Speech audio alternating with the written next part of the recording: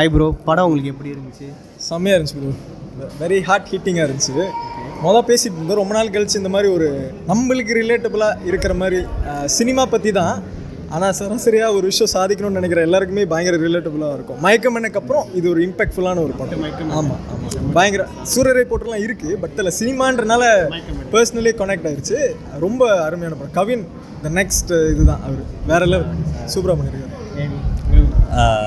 அதுதான் ப்ரோ, ஒரு நிறையா விஷயம் வந்து ரிலேட்டபுளாக இருந்துச்சு. ஒரு ஆக்டராக வந்து நிறைய விஷயம் கனெக்ட் பண்ணிக்க முடிஞ்சிச்சு. பர்சனல் லைஃபாக இருந்தாலும் சரி, லைக் இப்போ நம்ம ஸ்ட்ரகிள் பண்ணிகிட்டு இருக்கோம்ல ஃபிலிம் இதாக இருக்குது. ஸோ அந்த விஷயம் ரொம்ப ரிலேட்டபுளாக இருந்துச்சு, நல்லா இருந்துச்சு. ஆல்சோ ஸோ எல்லாம் ஃபிலிம் மேக்கர் எல்லாரும் வந்து கண்டிப்பாக படத்தை பார்க்கணும். வந்து எதிர்பார்த்தது வந்து கொடுத்துட்டாங்க. ஆமாம் ப்ரோ, நம்ம கண்ணெலாம் தண்ணி ஊற்ற ஆரம்பிச்சிருச்சு. பயங்கர ரிலேட்டபுளாக எமோஷ்னலாக தான் இருந்துச்சு. நிறைய விஷயம் ரிலேட்டபுளாக இருந்ததுனால ரொம்ப டச் இருந்துச்சு. நிறைய பேர் படம் எனக்கு பிடிச்சிருக்கா? So you would recommend your fellow filmmakers and friends to come and watch? கண்டிப்பா. எப்படி இருந்துச்சு படம்? ரொம்ப சூப்பராக இருந்துச்சு. ரொம்ப நல்லா நடிச்சிருந்தாரு கவின். ரொம்ப கனெக்ட் பண்ணிக்க முடிஞ்சிச்சு ரியல் லைஃபோட.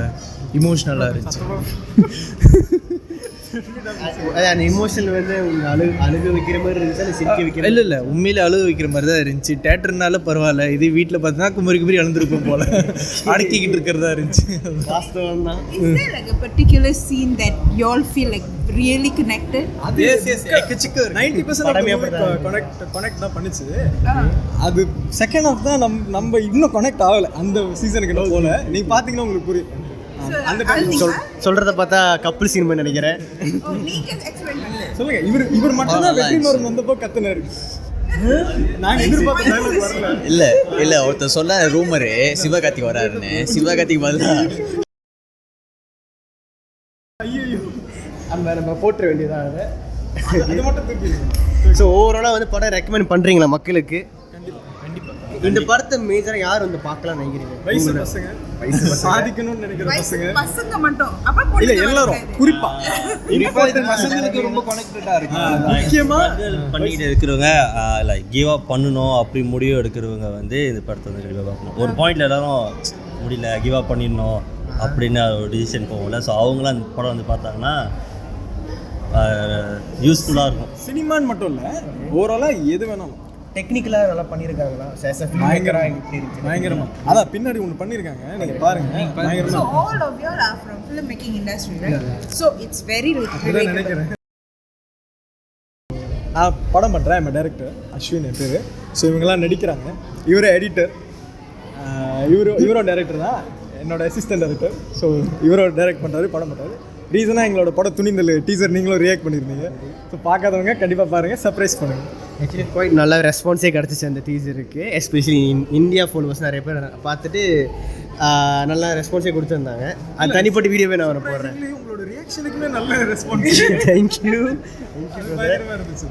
அண்ட் ஆஸ் ஆக்டரா உங்களோட எது ப்ரோ?